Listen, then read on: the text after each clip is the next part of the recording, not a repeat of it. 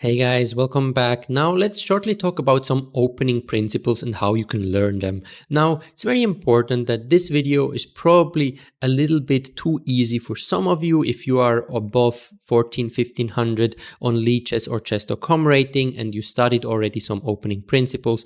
This might be very logical to you. It's still good to repeat it, but it's not important for you then to check out one of the resources. But if you are below that level or just feel a little bit uncomfortable in openings in general and you've never heard of those principles that I'm going to talk about, this section is very important. Try to nail down the basics of principles first before you go into more concrete opening knowledge. So in the opening, it's very important to develop your pieces. You want to see your pieces as an army that needs to work together, and those pieces should be connected in a way. You don't want to have one piece all the way in the opponent's defending lines and all the rest still on your initial squares. That's not going to work very well. You should castle your king into safety quite quickly. This is also a development move because your rook gets actually developed or has the chance then to connect to the other rook and go to an open or semi-open file. So that is very important. Do that early on. Just make it a habit and only avoid it if there is, some extremely concrete and important measure to take otherwise, right? If not, just at some point when you can, just castle your king without thinking too much about it, and then you continue your development. You should always try to control the center, because from the center of the board you can play for both sides, for the queen side, for the king side, and the more space you have in the center, the more space for your pieces to actually have a lot of influence on the game.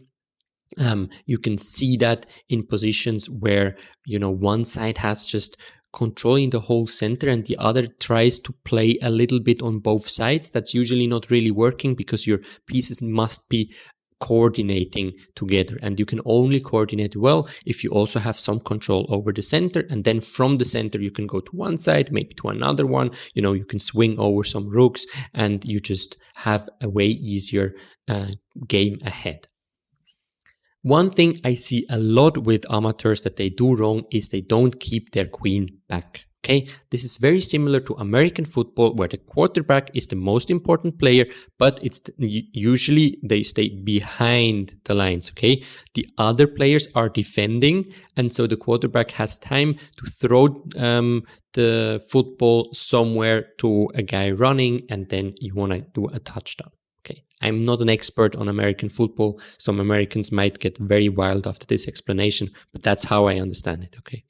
And in chess, it's very similar that the queen is vulnerable. So every time the queen gets attacked, you need to move it again and move it again and move it again. That's why you don't want to just run around with your queen and keep it somewhere as the most advanced piece. No, you want to keep it a little bit back, do some damage with pawns, do some damage with minor pieces, and then bring the queen in, boom, when it's ripe to give a checkmate and the king is maybe already a little bit open from the opponent, and then the queen can really do the last damage and we win the game. Try to not move your pieces twice in the opening, at least not move a piece twice before you didn't develop another piece, right? You don't want to have one of the knights still standing on the initial square and jumping around with the other knight 7 times, because the knight, once it's moved once, already has quite a nice influence over the game, so you want to bring out the other one. Again, this is a little bit of the 80-20 rule, so 20% of development makes for 80% of the effect. So once you have this initial move, okay, just do the initial move for every single piece, and then you can think about, perfect to think for the perfect square for a piece and then bring it there. And last but not least, be mindful with pawn moves, okay? You can't move them back. Okay, that's very important. So be mindful with them. Don't just throw all the pawns in front and then suddenly your king is very open or you have very weak squares.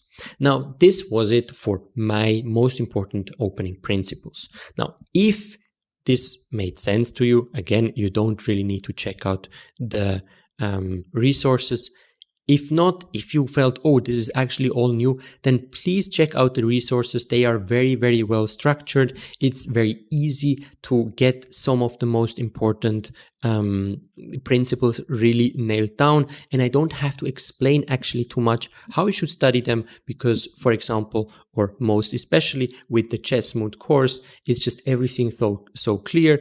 The guys will take you through how you should study it. And just remember, taking notes, be active, just all these things that you already learned several times throughout this course, do them, and then you will nail down the opening principles and you will feel ready to go to the next part and to learn how to set up your Lichess study and then how to create your repertoire if you don't have any, or improve your repertoire if you already have one.